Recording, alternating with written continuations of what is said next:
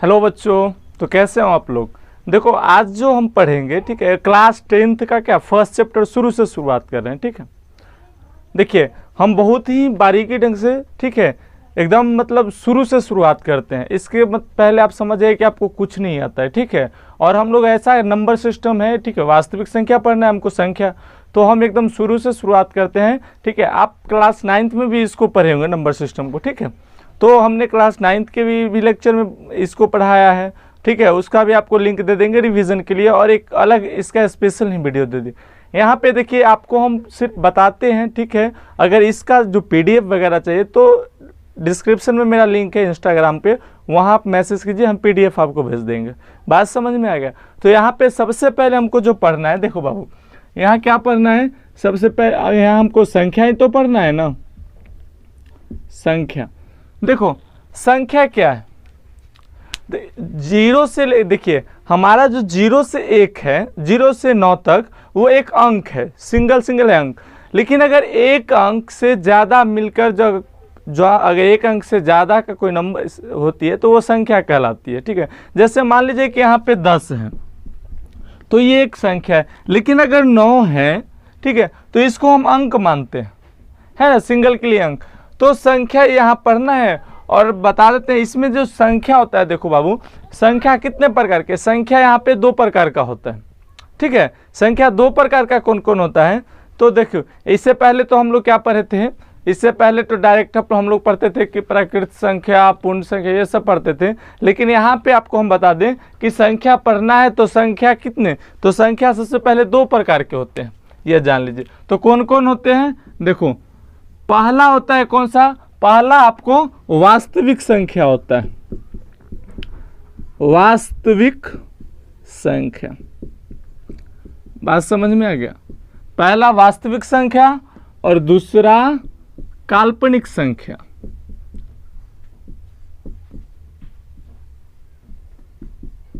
काल्पनिक संख्या, ठीक है। वास्तविक संख्या को इंग्लिश में क्या बोलते हैं, रियल नंबर। बात समझ में आ गया, रियल नंबर। और काल्पनिक संख्या को इमेजिनरी, ठीक है, इमेजिनरी नंबर, इमेजिनरी नंबर। अच्छा, आपको यहाँ पे नाम से भी थोड़ा सा फर्क पता चल गया होगा कि वास्तविक संख्या जो वास्तव में है, ठीक है, और काल्पनिक संख्या जिसकी हम कल्पना कर सकते हैं। बात समझ में आ गया। अदर वे में अगर यहाँ पे बोले दूसरे भाषा में, तो वास्तविक संख्या हम उस संख्या को बोलेंगे जिसको हम संख्या रेखा पर दिखा सकते हैं, ठीक है, जिसको हम संख्या रेखा पर डिनोट कर सकते हैं। और काल्पनिक संख्या उस संख्या को बोलेंगे, ठीक है, जिसको संख्या रेखा पे हम नहीं दिखा सकते हैं, ठीक है, वो संख्या रेखा पे निरूपित नहीं कर सकते हैं। बात समझ में आ गई। जैसे यहाँ पे बात करें तो वास्तविक संख्या कौन कौन सा हो जाएगा, देखो चला, वास्तविक संख्या कौन हो जाएगा, 0 हो जाएगा, ठीक है, 1 हो जाएगा, 2/5 हो जाएगा, -8 हो जाएगा, 22/7 हो जाएगा, यही होगा ना। और देखो काल्पनिक संख्या कौन सा हो जाएगा, काल्पनिक संख्या चला होता है जैसे रूट में -1, रूट में -2, ठीक है, ये सब संख्या हो जाती है काल्पनिक संख्या। बात समझ में आ गया। हालांकि हमको यहाँ पे काल्पनिक संख्या है नहीं, पढ़ना है नहीं, ठीक है, हमको तो वास्तविक संख्या ना पढ़ना है। यहाँ पे संख्या की बात आई इसलिए हम आपको यहाँ तक ये बता दिए, ठीक है। तो हमको नॉर्मली पढ़ना क्या है, वास्तविक संख्या पढ़ना है। देखो अब जो हम बात करें तो वास्तविक संख्या तो चला, हम पिछले क्लास में हम पढ़े हैं, ठीक है, क्लास 9th में हम पढ़े हैं, क्या पढ़े हैं कि वास्तविक संख्या, तो वास्तविक संख्या कौन कौन सा संख्या होता है, तो वास्तविक संख्या 2 प्रकार के, पहला परिमेय संख्या,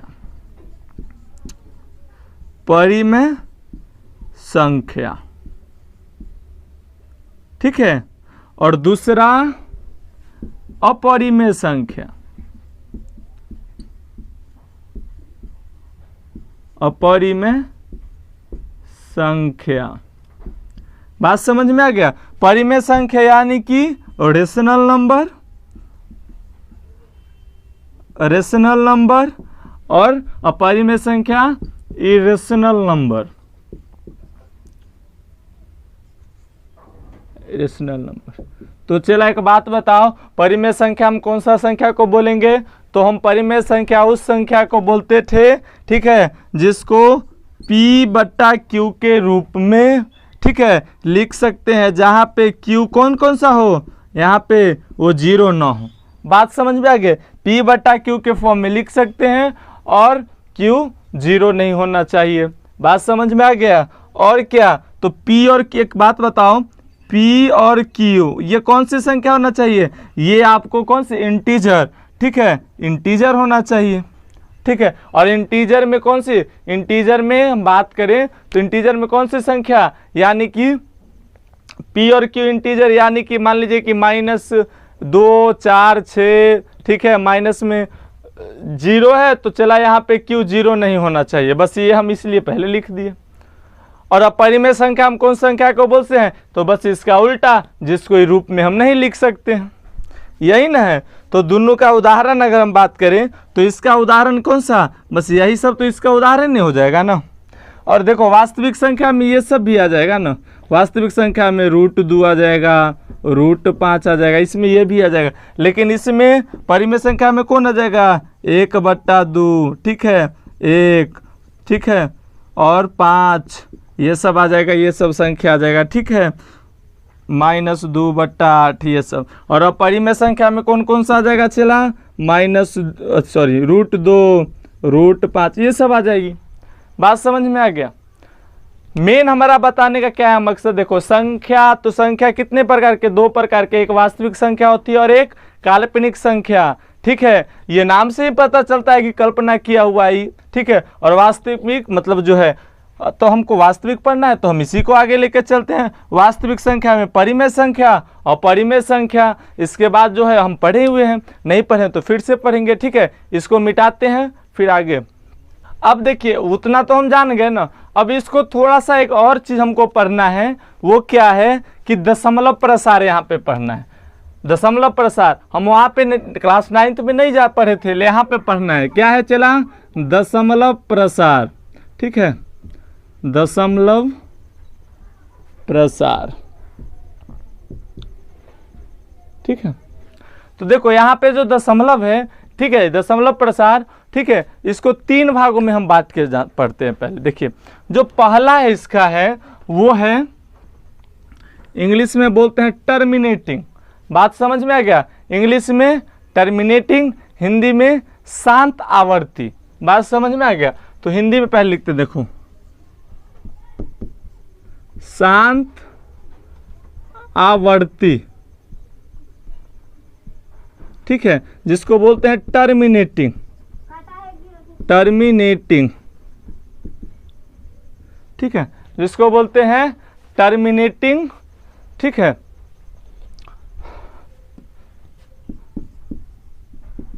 डेसिमल। दूसरा जो हमको पढ़ना है वो क्या है, अशांत आवर्ती। बात समझ में आ गया? एक शांत तो दूसरा अशांत, ठीक है, यानी कि कौन सा हो जाएगा, अशांत, अशांत आवर्ती, ठीक है। इंग्लिश में नॉन टर्मिनेटिंग,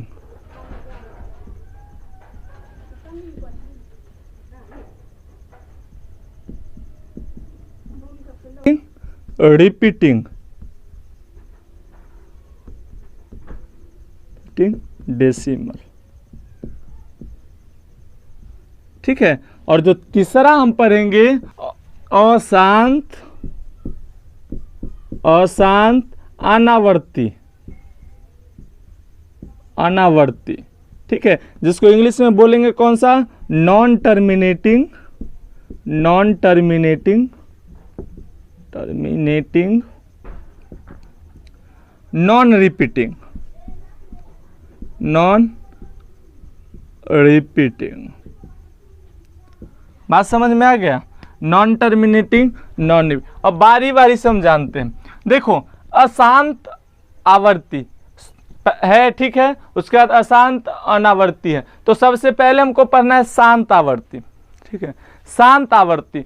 तो देखिए शांत आवर्ती का मतलब होता है, यहाँ पे एग्जाम्पल, सबसे पहले एग्जाम्पल देख लेते हैं फिर समझ में आ जाएगा।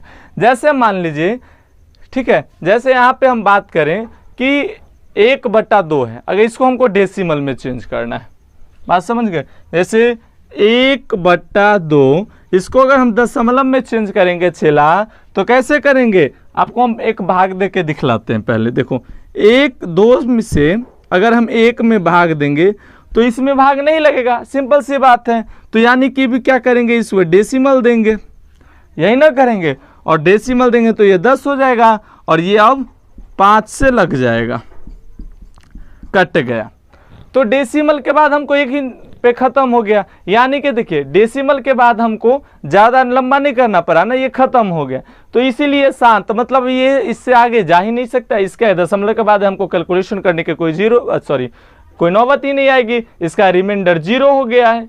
बात समझ गए, बस यही आपको समझना है। शांत आवर्ती का मतलब जिसका रिमाइंडर 0 हो जाए, ठीक है, और बस उसके बाद कैलकुलेशन करने की कोई नौबत ना है, ठीक है। तो रिमाइंडर इसका 0 आ गया, तो ये कौन सा हो गया, यानी कि 0.5, ये हो गया हमारा कौन, शांत आवर्ती, ठीक है। बात समझ गए। अब मान लीजिए जैसे अगर हम दूसरा एक एग्जाम्पल लें, जैसे 73/100, 73/100, तो चला इसमें भाग देने के लिए हमको क्या करना होगा, बस इसका नॉर्मल है, क्या करेंगे, अगर भाग देंगे भी 0.73, इसके बाद भी कुछ आएगा क्या 73 के बाद। अच्छा, कुछ बच्चे ऐसे भी होते हैं जिसको पढ़ते हैं 0.73, तो ये गलत है, और कैसे गलत है आगे हम बताएंगे आपको। देखिए, तो यानी कि 73/100 है, तो इतना ही तो होगा। देखिए अगर हम भाग भी देख के देख ले 73 में 100 से, तो 0 नहीं लगेगा, तो दशमलव, तो ये 0 हो जाएगा ना, तो 7 से लगाएंगे। बात समझ में आ गया, तो आगे जाएगा 700, ठीक है। ये कितना जाएगा 0, 3 ये कट जाएगा, ऊपर से आएगा 0, तो अब 3 से लग जाएगा 300। बात समझ में आ गया, यानी कि रिमाइंडर 0, ठीक है। तो इतना सिर्फ समझ लीजिए कि जिस संख्या का रिमाइंडर अगर भाग देंगे तो रिमाइंडर अगर 0 आ गया, शांत हो गया, इसके आगे हमको लिखने की कोई ज़रूरत न आई, ठीक है, तो ये शांत आवर्ती हो जाएगा। दूसरा है क्या है कि अशांत आवर्ती, नॉन टर्मिनेटिंग रिपीटिंग डेसिमल। बात समझ में आ गई। यानी कि अगर हम यहाँ पे एक और एग्जाम्पल लें, चला कि देखो 3 से क्या कीजिए 10 में भाग दीजिए, 3 से क्या कीजिए 10 में भाग दीजिए। तो एक बात बताओ, अगर हम 3 से 10 में भाग देते हैं तो कितना आएगा, देखो 3 से लगेगा यानी कि 9, फिर 1 आ जाएगा, नहीं लगेगा तो दशमलव देंगे, ठीक है, तो ये 0 आएगा। फिर 3 से लगाएंगे यानी कि कितना जाएगा 9, फिर 1 बचेगा, फिर 0, फिर 3 से 9, फिर ऐसा हो जाएगा, फिर 0, फिर 3 से 9, फिर ये कभी ख़त्म ही नहीं होगा। बात समझ में आ गई, ये कभी ख़त्म नहीं होगा। तो क्या हुआ, ये देखो ना, ये क्या है कि अशांत है, ये शांत हो रही है, ये तो बढ़ता जा रहा है, ठीक है, और रिपीटिंग है। तो ध्यान दो, चला ये रिपीट होता, यही तो बार बार रिपीट हो रहा है ना, 3 ही रिपीट हो रहा है। बात समझ गए, यानी कि ये तो एक अशांत है, ये खत्म ही नहीं हो रहा है। दूसरा क्या है कि रिपीट भी हो रहा है। बात समझ गए, दूसरा ये रिपीट भी हो रहा है। तो ये कौन सा संख्या हो गया, ये अशांत आवर्ती हो जाएगा, यानी कि कितना इसका हो जाएगा 3.333 डॉट डॉट डॉट, ये कभी खत्म ही नहीं होगा। दूसरा एक एग्जांपल लेते हैं, इसको मिटाते हैं। देखिए इसी तरीके से क्या कीजिए, और भी एग्जांपल हो जाएंगे, ठीक है। रिपीटिंग, जैसे इसमें तो एक ही अंक ना रिपीट कर रही थी, कई ऐसे संख्या जिसमें 2 रिपीट होते जाएंगे, ठीक है। जैसे मान लो यहाँ पे हमको दूसरा ले 56 बट्टा कितना, 56 बट्टा हम 99 लेते हैं, तो ये कितना होगा, देखो देखिए अगर इसमें हम भाग दें 99 से 56 में, तो देखो 1 से तो नहीं लगेगा, इसलिए दशमलव, तो 0 आ जाएगा, दशमलव दीजिए।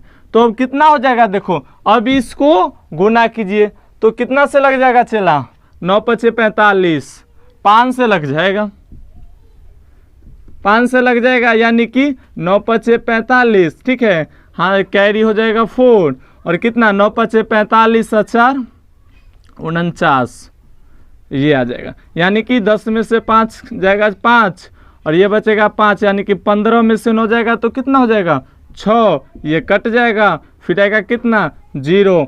फिर अब कितना से लगेगा 9 छक 54, यानी कि 6 से लग जाएगा, तो 9 छक 54 कैरी हासिल हो जाएगा कितना 5, और 9 छक 54, ये 59।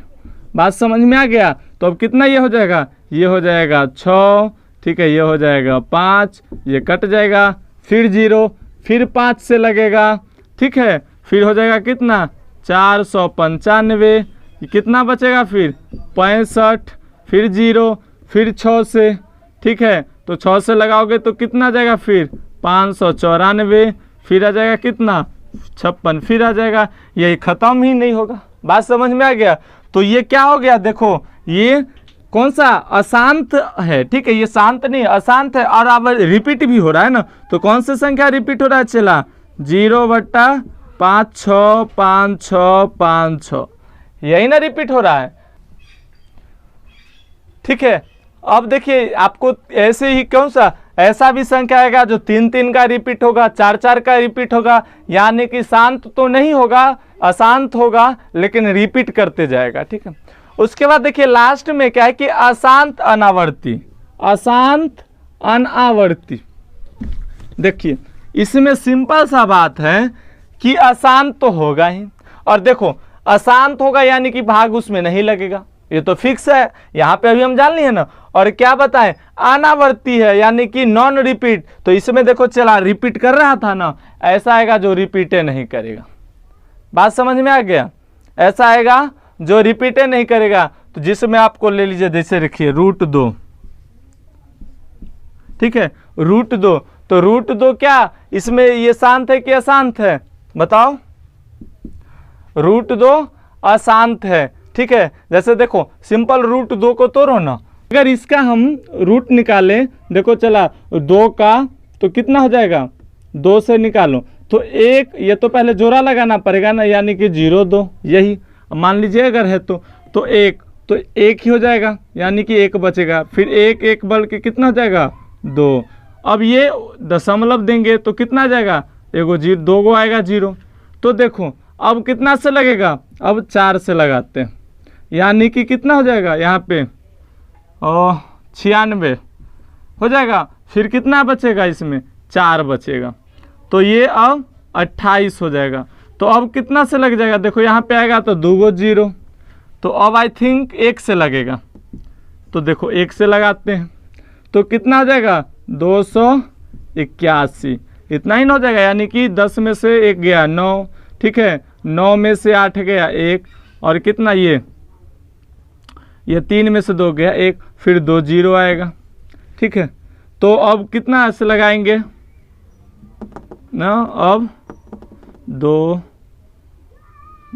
4 2 8, यानी कि देखते हैं 4 से अब लगा के, तो देखो कितना हो जाएगा, ठीक है, 4 चौका 16 का 6, ठीक है, 4, ठीक है, 4 1 5, 8 चौक 32, 4 दूना 8 3 11 आ गया, यानी कि कितना 4 से लगा तो कितना इसमें से 10 में से 6 जाएगा 4, और ये 9 में से तो 4, ये जाएगा कितना 9 में से तो 8 में से 2 गया तो 6। इस तरीके से लगते चला जाएगा, आपको पते नहीं चलेगा कितना रहा।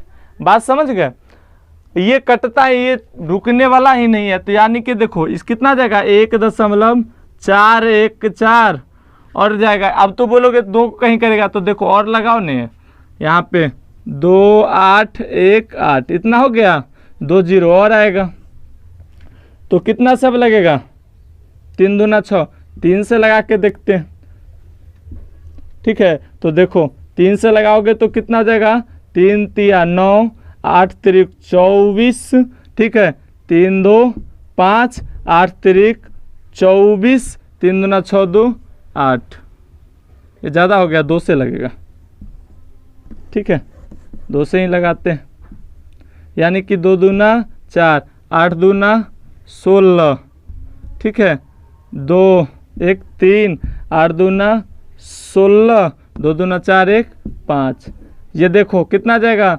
10 में से 4 जाएगा 6, 9 में से तो 3, ये कितना बच जाएगा, कट जाएगा, ठीक है, ये जाएगा 4, ठीक है, तो 14 में से 6 जाएगा, ठीक है।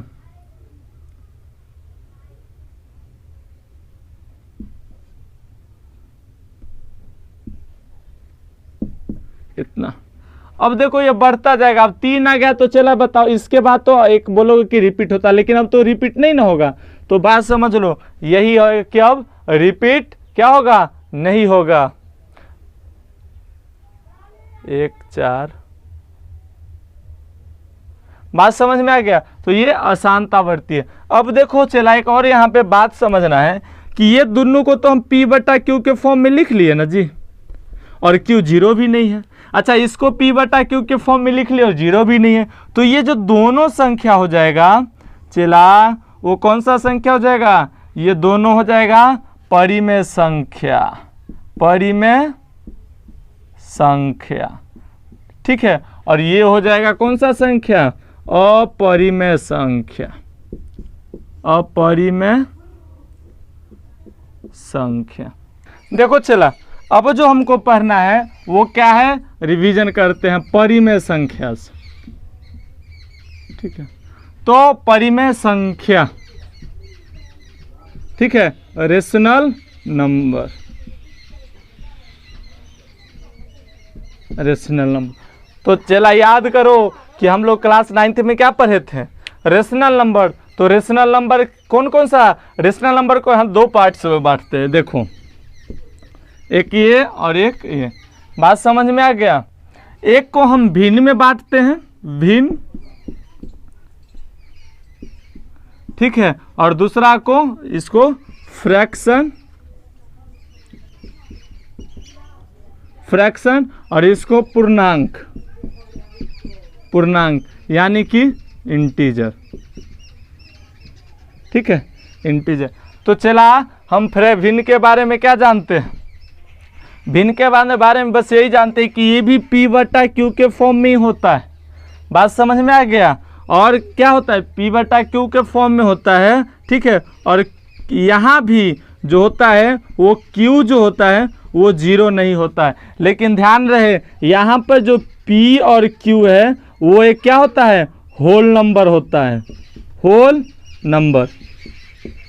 परिमेय संख्या में आपको कोई भी हो सकता है, परिमेय संख्या में आपको P Q एक इंटीजर होगा, लेकिन जो यहाँ पे भिन्न है, भिन्न वो भी P बटा Q के फॉर्म में होता है, लेकिन क्या Q जो P और Q हो क्या है, होल नंबर, निगेटिव नहीं होता है। और इंटीजर में क्या हम चला जानते हैं कि माइनस इन्फिनिटिव से कहाँ तक, प्लस इन्फिनिटिव तक, बात समझ गए, माइनस इन्फिनिटिव से प्लस इन्फिनिटिव तक होगा, यानी कि क्या होगा, देखो 0 plus minus 1 plus minus 2 plus minus 3 dot dot dot, ठीक है, प्लस माइनस इन्फिनिटिव तक, यही जानते हैं ना, बात समझ गए।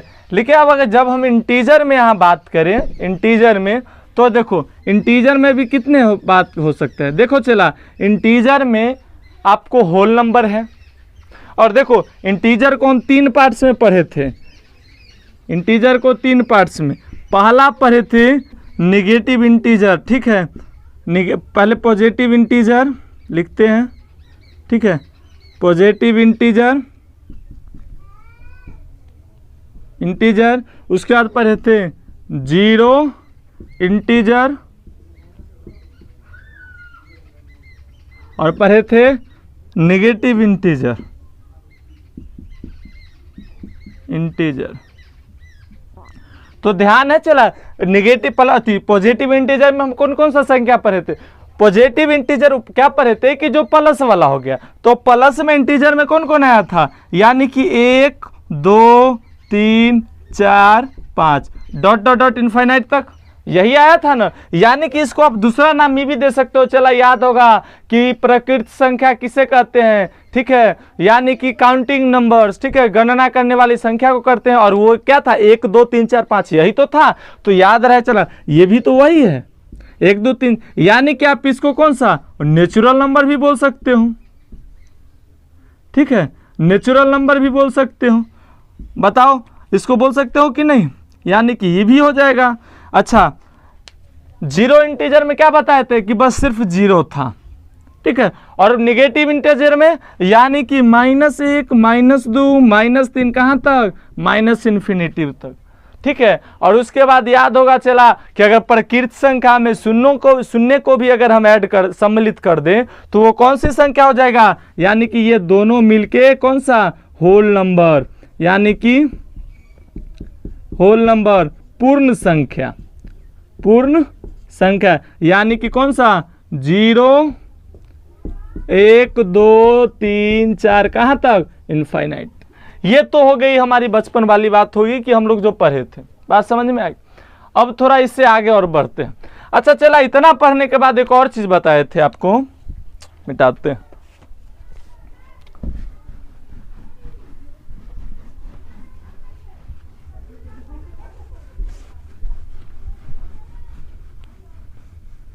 और जो संख्या में हमको पढ़ना है वो कौन सा संख्या पढ़ना, तो हमको पढ़ना है सम संख्या, सम संख्या, विषम संख्या,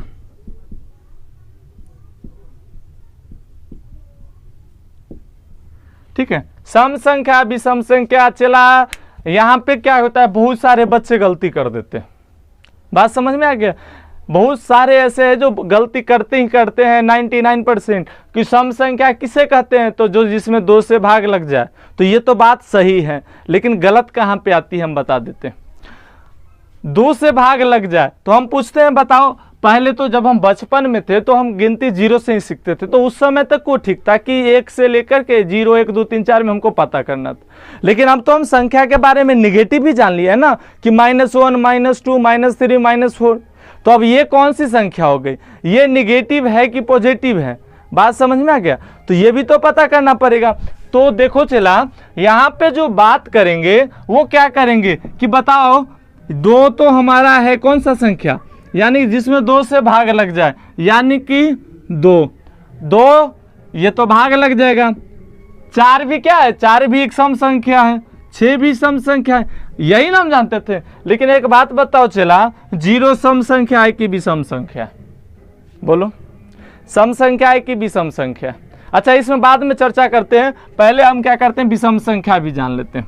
तो देखो, अब जिसमें 2 से भाग लग जाए वो तो हो गया सम संख्या, और जिसमें 2 से भाग न लगे वो विषम संख्या। यहाँ तो कॉन्सेप्ट क्लियर है ना, ठीक है। यानी कि कौन सा हो जाएगा, यहाँ पे 1,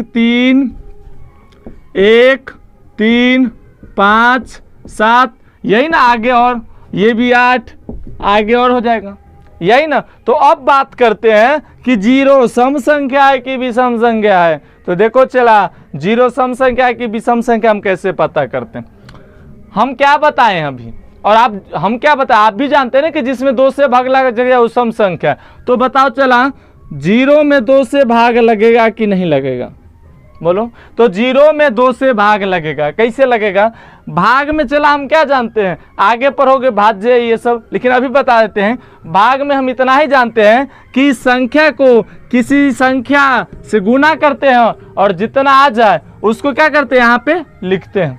बात समझ में आ गया, यानी कि 0 से इसमें भाग देंगे।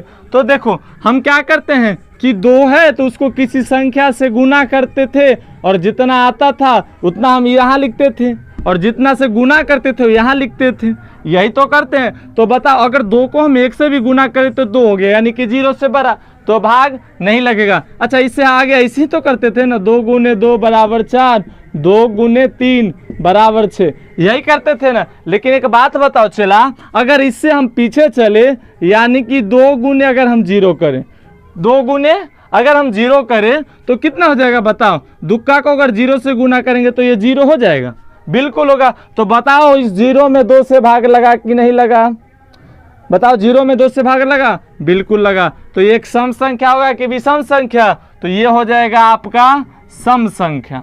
बात समझ में आ गया। अच्छा, अब बात करते हैं कि ये तो हो गया पूर्ण संख्या का, लेकिन जैसे ही आप पूर्णांक में चलेंगे तो बताइए कि -2 एक सम संख्या है कि विषम संख्या है कि क्या है, ये सम संख्या है कि नहीं होगा। तो चला, ध्यान रहे, अभी हम बताए हैं कि 2 से भाग लग जाए तो इसमें 2 से भाग लगेगा, 2 से भाग लगेगा तो हम देखो लगाते हैं। अगर हम 0 से और पहले चलें तो ध्यान रहे कि 0 से पहले चलेंगे तो -1 आएगा, और दुक्का को -1 से गुना करेंगे तो कितना होगा, -2 होगा। बात समझ में आ गया? तो देखो यानी कि -1 से करेंगे तो -2, तो ये क्या हो जाएगा, बात खत्म, यही ना हो जाएगा। तो यानी कि क्या हुआ, -2 भी सम संख्या है। तो अब से हमको सम संख्या पूछेगा तो 2 4 6 8 नहीं बोलेंगे, कौन सा, +-2 भी हो जाएगा, +2 -2, +4 -4, +6 -6, +8 और -8। अच्छा, इसमें विषम संख्या में भी तो ऐसी होगा ना, यानी कि +-1, +-3, +-5, +-7, ये हो जाएगा। बात समझ में आ गया? और ये देखो अगर हम बोल दें कि 2 से भागना, दूसरा है कि ये इसका एक होता है कि ये 2k के फॉर्म में रहे, 2k के फॉर्म में रहे। बात समझ गए? और विषम संख्या जो होता है वो क्या होता है कि 2k +-1 के फॉर्म में रहे। बात समझ में आ गया? 2k के फॉर्म में या 2k +-1 के फॉर्म में रहे।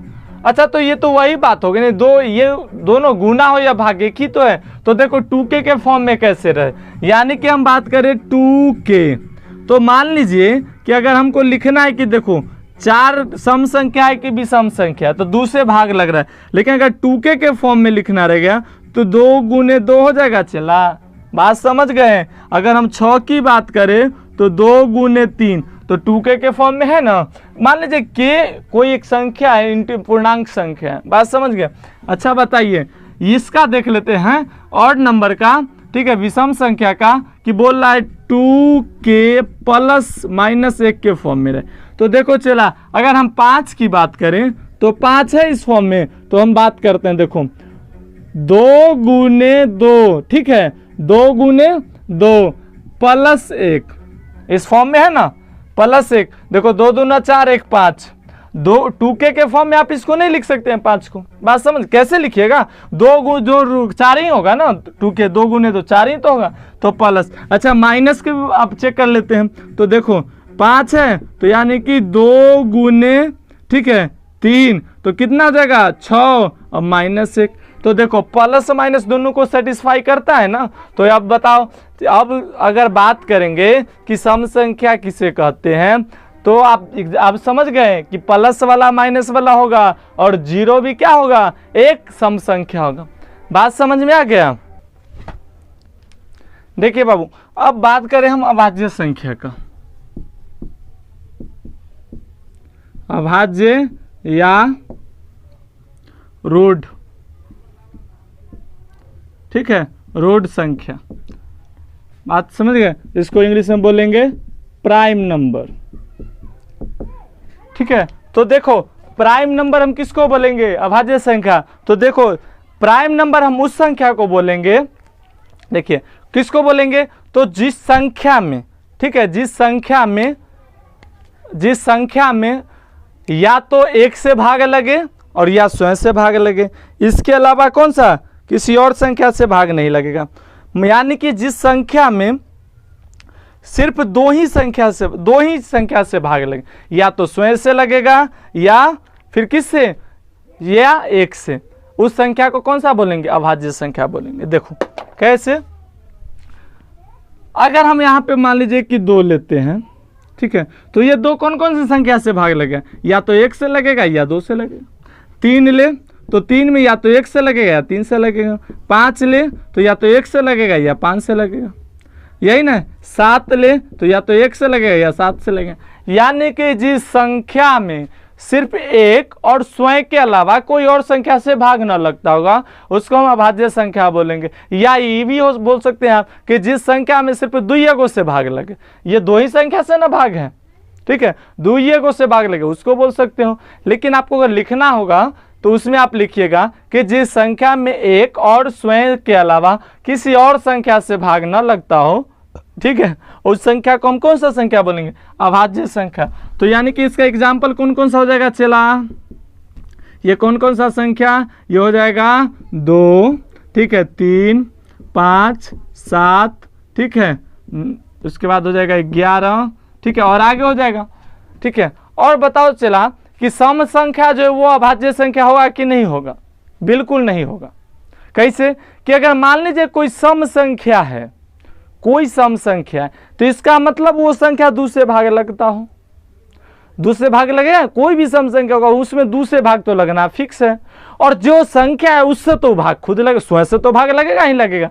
और एक तो जनरल है, उसमें सभी संख्या में भाग लगता होगा, तो यानी कि क्या गो संख्या होगा? 3 गो संख्या न हो गया। और तो ये क्या होगा? सम संख्या नहीं, सम संख्या जो भी है वो अभाज्य संख्या नहीं होगा, वास्तव में अभाज्य संख्या नहीं होगा। लेकिन ध्यान रखिएगा, 2 जो है वो एक अभाज्य संख्या, और 2 क्या है?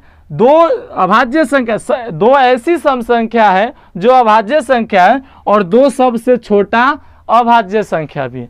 बात समझ में आ गया?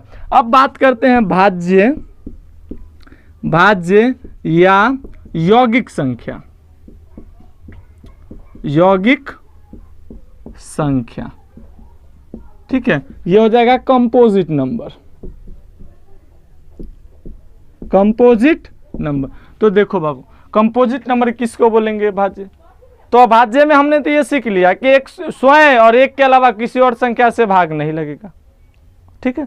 लेकिन भाज्य संख्या में होता है कि एक जो स्वयं और एक, उसे तो भाग उसमें लगना फिक्स है, और इसके अलावा कोई और संख्या से भाग लगता हो तो वो भाज्य संख्या होगा। बात समझ में आई? यानी कि आप ये भी बोल सकते हैं ना कि कम से कम 3 गो संख्या से भाग लग, नहीं समझे बात?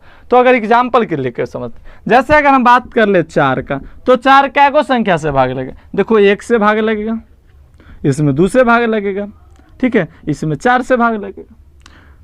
अगर हम बात कर ले यहाँ पे 6 का, तो 6 1 से भाग लगेगा, 2 से लगेगा, 3 से लगेगा, 6 से लगेगा। 8 का ले तो देखो चला 8 1 से लगेगा, 2 से लगेगा, ठीक है, 4 से लगेगा, 8 से लगेगा। 10 का बात कर लें तो 1 से लगेगा, 2 से लगेगा, 5 से लगेगा, 10 से लगेगा। 12 का बात कर लें तो देखो 1 से लगेगा, ठीक है, 1 से लगेगा, 2 से लगेगा, 3 से लगेगा, 4 से लगेगा, 6 से लगेगा, और कौन से? 12 से लगेगा। अगर हम 9 लिए तो 9 में देखो 1 से लगेगा, 3 से लगेगा, 9 से लगेगा। यानी कि देखो क्या है कि देखो 1 से तो सभी संख्या में भाग लग ही रहा है, और एक स्वयं भी है, ठीक है, स्वयं उससे भी भाग लग रहा है, और ये दोनों के अलावा कुछ और संख्या से भी भाग लग रही। बात समझ गए? यानी कि 1 और स्वयं के अलावा कोई और संख्या से भाग लगता होगा, वो कौन सा संख्या? वो हो जाएगा भाज्य या यौगिक संख्या। यानी कि कितना हो जाएगा? 4 6, ठीक है, 8 9 10 12 14 15, कहाँ तक? इनफाइनाइट, आगे देखते जाइए, ठीक है। और देखो 4 सबसे छोटी भाज्य संख्या होती है। बात समझ गए? इसके बाद है कौन सी संख्या? इसके बाद को प्राइम नंबर, यानी कि सहअभाज्य संख्या, सहअभाज्य संख्या, ठीक है। ये हो जाएगा कौन सा? को प्राइम नंबर। तो को प्राइम नंबर हम कौन से नंबर को बोलेंगे? चला देखो कि ऐसी 2 या 2 से अधिक संख्याओं का समूह है, अकेला नहीं है ये 2 होगा, कम से कम 2 गो संख्या चाहिए। बात समझ गए? तो यानी कि 2 या 2 से अधिक संख्याओं का समूह है, ठीक है। उस संख्या का अगर HCF 1 है, 2 या 2 से अधिक संख्याओं का समूह जिसका क्या, जिसका HCF मौसा 1 हो, वो संख्या कौन सी? सहअभाज्य संख्या कहलाती है। जैसे देखो चला 2 और 3, इस दोनों का HCF होगा 1। देखो ना, इसमें भी 1 के कॉमन आएगा ना, ठीक है। अगर मान ले 3 और 5, ये भी आ जाएगा। लेकिन देखो कंफ्यूज नहीं होना है कि अभाज्य संख्या तो हमेशा अभाज्य ही संख्या रहेगा, ना चला। देखो हम भाज्य संख्या भी लेंगे और उसका HCF आएगा। जैसे देखो 2 और 2 के बाद 5, 2 के, ये तो भाज्य संख्या है ना, ये सॉरी अभाज्य ही हो गया ना। 4 ले लो तो ये तो अभाज्य संख्या है, फिर भी है। अच्छा दोनों अभाज्य संख्या लेके देखेंगे तब। तो देखिए अगर हम ले लें 9 और 10, ये दोनों तो भाज्य संख्या है, फिर भी देखो इसका HCF कितना? 1 ही आएगा। देखो 9 कौन कौन संख्या से? 1 3 9, और 10 1 2 5 10, तो एक के ना कॉमन आएगा जी, तो ये कौन सा संख्या हो जाएगा, ये हो जाएगा को प्राइम नंबर। 3 को लीजिए, यानी कि देखो 2 5 7, ऐसी संख्या हो जाएगी। तो ऐसी संख्या या ऐसी दो या दो से अधिक संख्या जिसका मौ 101 हो वो सहअभाज्य संख्या का। आई थिंक ये समझ गए होंगे, ये तो हमारा रिवीजन था, ठीक है। नेक्स्ट क्लास में हम लोग जानेंगे कौन सी संख्या, नेक्स्ट क्लास में आपको, ठीक है, लेम्मा, यूक्लिड का लेम्मा सिखाएंगे, बताएंगे, एल्गोरिदम सिखाएंगे और बहुत ही आसान तरीके से समझते जाएंगे, ठीक है। और ध्यान रखिएगा, आपको भारती भवन हो, केसी सिन्हा हो, एनसीईआरटी हो, सबका सॉल्यूशन आपको मिलेगा। बात समझ में आ गया? और यहाँ तक आप देखे होंगे तो इसका मतलब आपको जरूर अच्छा लगा होगा, ठीक है। तो आप दोस्तों के साथ जरूर शेयर कीजिएगा, हाँ अगर अच्छा लगा होगा तो, अगर नहीं लगा होगा तो आप काहे किसी को परेशान कीजिए, ठीक है। तो आज के लिए बस इतना ही, मिलते हैं फिर नेक्स्ट क्लास में, ठीक है। तब तक के लिए धन्यवाद।